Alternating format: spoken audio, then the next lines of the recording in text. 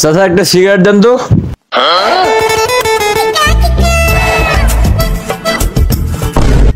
চাচা ডালে দিলা কেন? আর আমার লাকি কোথায়? লাকি লাকি তো দাম বেড়ে গেছে বাবা।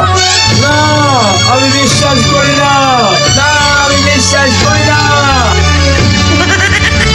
টাকা নাই বিড়ি খাওয়ার, টাকা নাই আমার কাছে, টাকা নাই।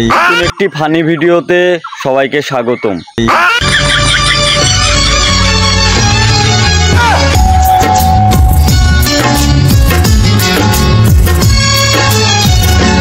বাপের পকেট থেকে 10 টাকা চুরি করে বিড়ি কিনবার আমি যাই।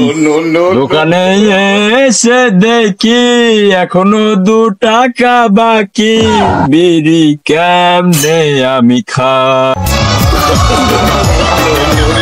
দোকানদারে তো বাকি রাখে না, আমারও কাছে কোনো টাকা থাকে না।